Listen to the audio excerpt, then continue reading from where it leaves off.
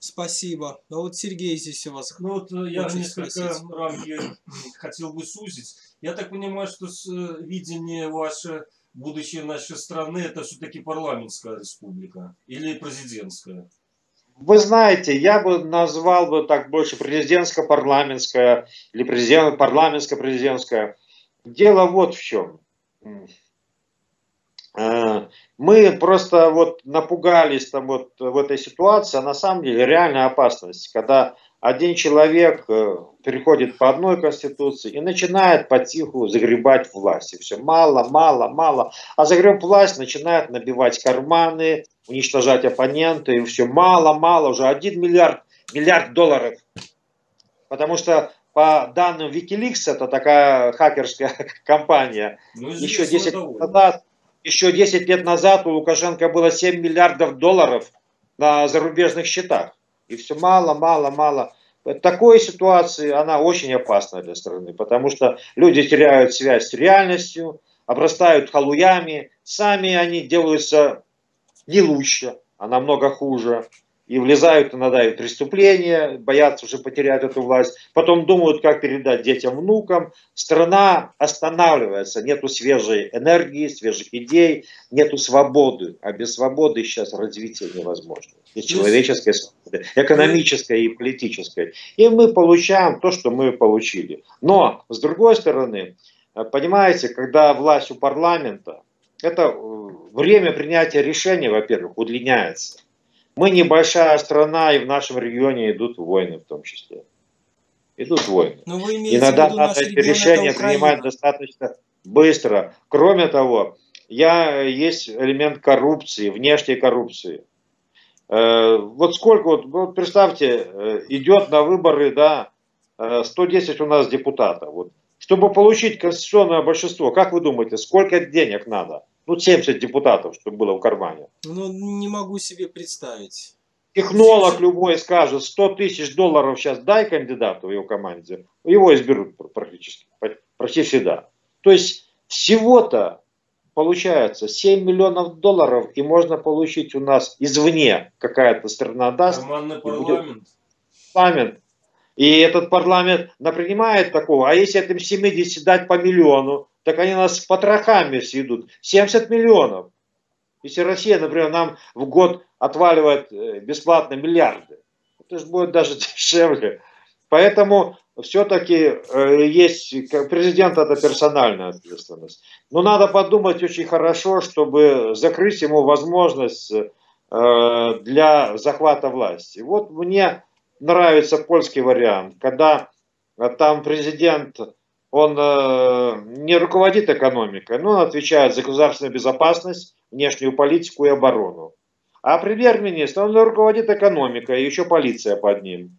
И, конечно, это сразу же заложили конфликт. Сразу же. Понятно, если они из разных партий, особенно, они уже косятся друг на друга и друг за другом следят. И пусть один из них там что-то попытается на себя властное одеяло положить или какой-то там копейку в карман, другой тут же это радостно вытащит на весь свет.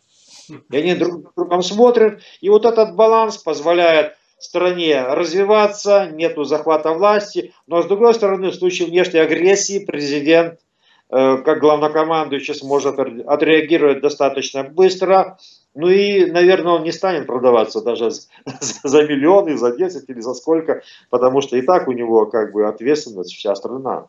Вот, может быть, с этой точки зрения, потому что мы видим по Украине, там уже много информации, как покупают извне их там депутатов. Да, там, конечно, сильно коррумпировано. Значит, я такой вывод делаю, что, значит, вы за президентско-парламентскую республику, но президентские полномочия должны быть, первое, уменьшены, и второе, 2 срока, не более. Ну, как оно было и раньше. Само собой, 2 срока, это само собой, можно даже лучше сказать парламентско-президентская. Но я уже говорил, полномочия нынешнего президента должны быть распределены между ним и премьером, избираемым парламентом по результатам парламентских выборов. То есть это должны быть, как бы исполнительная власть тоже должна быть разделена и немножко между другом эти части ее должны быть конкурентными. Легкая И конкуренция. это для безопасности. Может быть, тогда, когда мы убедимся, что мы целиком в безопасности, что угроза вокруг нас в ближайшие там десятилетия не возникнет, тогда мы можем просто перейти к парламентской республике. Ну а сейчас, просто извините, я как военный рассуждаю, как подполковник армии запаса, и я просто знаю, насколько ужасно страшна война, что она делает с людьми, в том числе те, которые там воюют, там во что она превращает людей, страну, поэтому я этого боюсь, поверьте.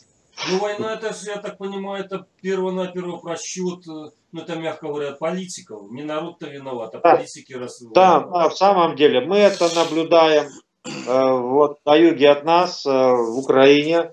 Я думаю, что там было несколько просчетов политиков. Как украинских, это естественно. Как украинских, потому что я думаю, что проблема в том, что не нашлось сильных лидеров, и которые смогли бы тоже... Майдан, это же протест против коррупции, против того, что Янукович шел на выборы, обещая интегрировать Украину в ЕС, а потом обманул, и люди вышли, потому что они надеялись, что Европейский Союз заставит украинские власти принять законы против коррупции, потому что ну, коррупция там просто как бы ну, ужасно. Это связано с историей, с ментальностью там, и так далее. Вот. Но если уже люди вышли и уже заставили Януковича назначить досрочные выборы, то надо бы просто дождаться этих выборов. Ну а не было сильных лидеров, которым бы поверили, и люди, возмущенные убийствами своих соратников, там они просто взяли, отвергли всякие договоренности, Янукович убежал, вот, дал возможность для внешнего вмешательства. Украина потеряла территории, сейчас она ведет войну. Я думаю, это тоже промах со стороны России, потому что они ввязались в эту ситуацию, получили санкции, снять которые невозможно, потому что уже невозможно отступить. И в итоге два, в общем-то, братских по культуре народа, они сейчас сделались врагами. Это промах политиков и там, и за это, конечно, приходится расплачиваться народом. Это ужасно, что-то происходит. Ну да.